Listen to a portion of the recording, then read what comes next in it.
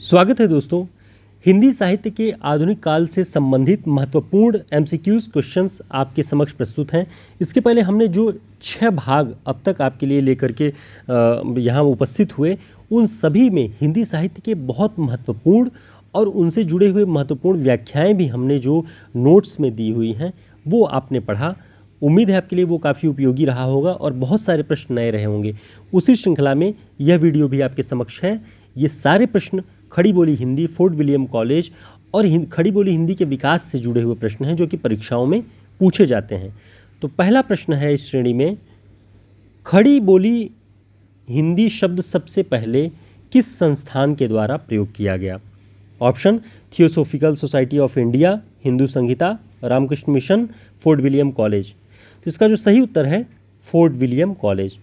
Fort William college ही वह संस्था थी जहां से खड़ी बोली हिंदी शब्द के प्रयोग की बात सामने आती है।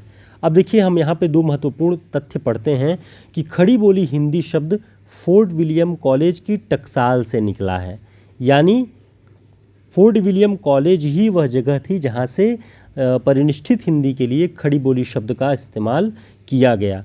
फोर्ट विलियम कॉलेज की स्थापना सन 1800 ईस्वी में हुई। आगे हम देखेंगे कि किस तिथि को हुई है, वो उसके डिटेल में भी हम अगले प्रश्न में देखेंगे। आगे देखें, इसी में गिलक्राइस्ट ने व्यापक भूभाग में प्रयोग की जाने वाली भाषा को, भारत के व्यापक भूभाग में प्रयोग की जाने वाली भाषा को खड़ी बोली नाम दिया। यानी गिलक्राइस्ट पहला व्यक्ति था जिसने व्यापक भूभाग में बोली जाने वाली भाषा को खड़ी बोली नाम दिया। ये कैलाश चंद्र भाटिया, जिनकी हिंदी भाषा नाम से महत्वपूर्ण पुस्तक है जो अलग अलग आयोगों में भी लगाई गई है, उसमें ये बात लिखी गई है। ठीक, अगला प्रश्न है, ईस्ट इंडिया कंपनी की प्रशासनिक सुविधा के लिए किस अधिकारी ने फोर्ट विलियम कॉलेज की स्थापना की?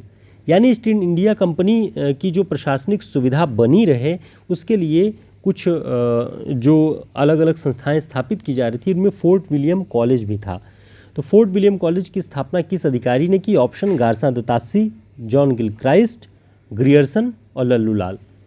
तो इसका जो सही उत्तर है, दरअसल इन सभी नामों में, जैसे गारसा दत्तासी, जॉन गिलक्राइस्ट, ग्रियर्सन और लल्लू लाल, इन सभी को देखने पे लगेगा कि इनमें से कोई तो है जो फोर्ट विलियम कॉलेज की स्थापना किया होगा जिसने, लेकिन इनमें से कोई व्यक्ति ऐसा नहीं है जिसने फोर्ट विलियम कॉलेज की स्थापना में अपना सहयोग दिया हो। इसका जो सही उत्तर होगा वो ऑप्शन में नहीं है। ईस्ट इंडिया कंपनी के अधिकारी मार्किस वेलेल्जली द्वारा फोर्ट विलियम कॉलेज की स्थापना 4 मई सन 1800 ईस्वी को की गई। हमने ऑप्शन में जो नाम दिए हैं ये नाम ऐसे हैं कि गारसा दत्तासी का नाम, जॉन गिलक्राइस्ट का नाम, ग्रियर्सन का नाम और लल्लू लाल का नाम आप अलग अलग जगहों पे कई बार चर्चाओं में सुने होंगे। तो ये आप इनमें से किसी एक का चुनाव कर लेंगे, लेकिन इसका जो सही उत्तर है मार्किस वेलेल्जली है। ठीक, ये ध्यान रखिएगा। और 4 मई सन 1800 ईस्वी को ईस्ट इंडिया कंपनी के अधिकारी द्वारा फोर्ट विलियम कॉलेज की स्थापना की गई है, ध्यान रखना है। इसी फोर्ट विलियम कॉलेज में जॉन गिलक्राइस्ट की नियुक्ति अध्यापक के तौर पर की गई। कब? 1 नवंबर 1800 ईस्वी को, और वे जनवरी 1804 तक, यानी 4 साल लगभग यहाँ पर अध्यापन करते रहे।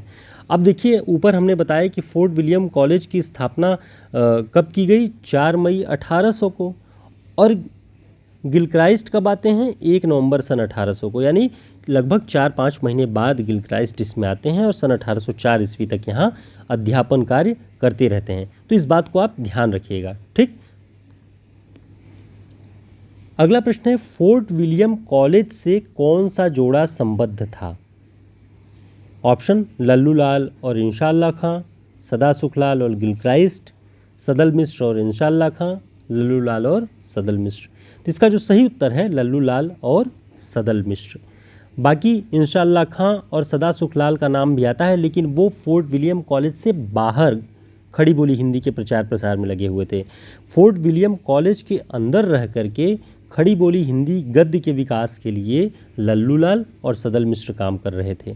लल्लू लाल की रचना प्रसिद्ध है प्रेम सागर, और सदल मिश्र जी की प्रसिद्ध है नासिकेतोपाख्यान। ये दोनों भी आप ध्यान रखिएगा।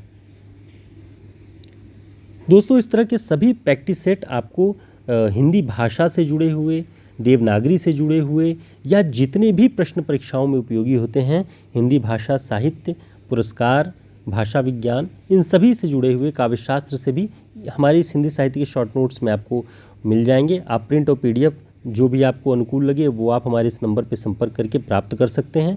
काफ़ी उपयोगी होगा सभी परीक्षाओं के लिए, सभी आयोगों की परीक्षाओं को ध्यान में रख के ये बनाया गया है। अगला प्रश्न है, चंद छंद वर्णन की महिमा किस शासक के काल की रचना मानी जाती है? ऑप्शन बाबर कालीन, अकबर कालीन, हुमायूं कालीन, औरंगजेब कालीन। इसका जो सही उत्तर है अकबर कालीन। चंद छंद वर्णन की महिमा अकबर कालीन रचना मानी जाती है। इसके लेखक कविगंग हैं। ठीक, ध्यान रखिएगा। और बच्चन सिंह ने इस रचना को जाली ग्रंथ कहा है। उन्होंने कहा कि पृथ्वीराज रासो को प्रामाणिक सिद्ध करने के लिए चंद छंद वर्णन की महिमा कविगंग ने लिखी। जब पृथ्वीराज रासो जाली साबित हुआ तो ये ग्रंथ भी जाली है। तो अब तक आप जानते आए हैं कि पृथ्वीराज रासो के लिए आचार्य रामचंद्र शुक्ल जी ने जाली ग्रंथ कहा, लेकिन बच्चन सिंह ने चंद छंद वर्णन की महिमा के लिए जाली ग्रंथ कहा है। ये आपको ध्यान रखना है, बहुत इंपॉर्टेंट है। और ये प्रामाणिक पुस्तकों से बनाया गया तथ्य है, इसलिए विश्वसनीय है, आप इसे ध्यान रखें। अगला प्रश्न है, सुरासुर निर्णय। सुरासुर निर्णय नामक निबंध के लेखक कौन हैं? सदल मिश्र, इंशाअल्लाह खां, मुंशी सदा सुखलाल, लल्लू लाल। तो इसका जो सही उत्तर है मुंशी सदा सुखलाल। सुरासुर निर्णय निबंध इन्हीं का है। अगला प्रश्न है, उदयभान चरित किस लेखक की कहानी है? तो संभवतः आप सभी जानते होंगे उदयभान चरित इंशाअल्लाह खां की कहानी है। और इसका एक नाम और है, रानी केतकी की कहानी। ये रचना उदयभान चरित रानी केतकी की कहानी के नाम से भी प्रसिद्ध है। और इसका समय जो माना जाता है वो बच्चन सिंह की पुस्तक में सन 1800 से 1808 के बीच माना जाता है। रानी केतकी की कहानी, उदयभान चरित। ठीक है, हमारा सारा प्रयास है कि आपके समक्ष कोई प्रश्न किस रूप में आ सकता है उसे हम दाएं बाएं हर तरीके से कोशिश करें समझने की, ताकि जब भी कोई प्रश्न ट्रिकी तरीके से आपसे किसी और भाषा में पूछ लिया जाए तो आप आसानी से कर सकें। उम्मीद है आपको हमारा यह प्रयास उपयोगी लगेगा, आपकी परीक्षाओं के लिए सार्थक सिद्ध होगा। और अगर इस दिशा में हमारा काम आपको अच्छा लगता है तो वीडियो को लाइक कर दीजिएगा, चैनल को सब्सक्राइब कर लीजिए, ताकि हम फिर मिलते रहें इसी ऊर्जा के साथ। अगला प्रश्न है, इंशाअल्लाह खां की भाषा किस प्रकार की थी?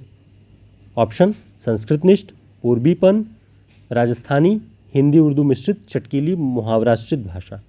तो चौथा ऑप्शन इसका सही है। इंशाअल्लाह खां की जो भाषा थी वो हिंदी उर्दू मिश्रित, चटकीली, मुहावराश्रित भाषा थी।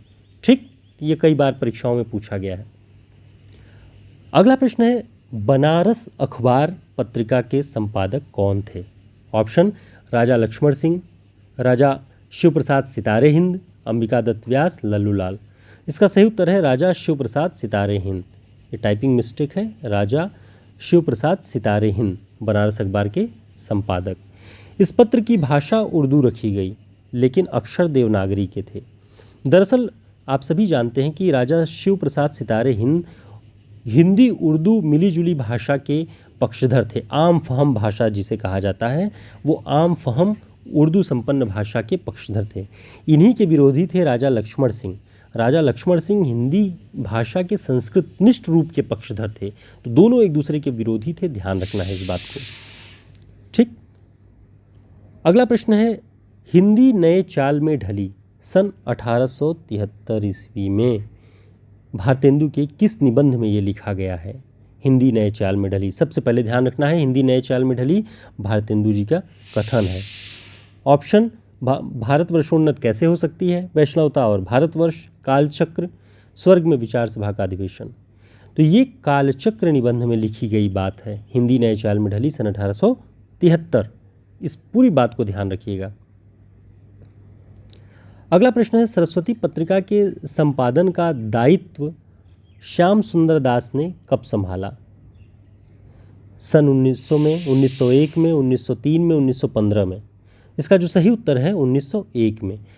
सरस्वती पत्रिका का संपादन जो है वो श्याम सुंदर दास जी ने 1901 में संभाला। अब इसके बारे में और महत्वपूर्ण जो तथ्य हैं वो हम देखते हैं कि सबसे पहले सन 1900 ईस्वी में चिंतामणि घोष ने इस पत्रिका की स्थापना की, यानी संस्थापक थे इस पत्रिका के चिंतामणि घोष सन 1900 ईस्वी में, माफ़ कीजिएगा ये टाइपिंग त्रुटि है, सन 1900 ईस्वी में इसकी स्थापना किया किसने? चिंतामणि घोष जी ने। ठीक, आगे देखते हैं। सन 1901 में श्याम सुंदर दास जी इसके संपादक बने और सन 1903 में आचार्य महावीर प्रसाद द्विवेदी जी इसके संपादक बने। तो इस तथ्य को ध्यान में रखिएगा। इसे हमने ये जो गलती है इसको सुधार लीजिए, सन 1900 में है और बाकी इन अलग अलग राइटरों को भी ध्यान में रखना है आपको। उम्मीद है आपके लिए ये काम का होगा प्रैक्टिस सेट। और आपके विचार क्या हैं, आपके जो भी विचार हमारे वीडियोस, हमारे प्रयास के बारे में हों, आप निसंकोच कमेंट बॉक्स में हमसे संपर्क करके बता सकते हैं। हमारे नंबर पे भी संपर्क करके आप बता सकते हैं। स्वागत है आप सभी के विचारों का। फिर मिलते हैं एक नए वीडियो में, तब तक के लिए नमस्कार, शुभकामनाएं।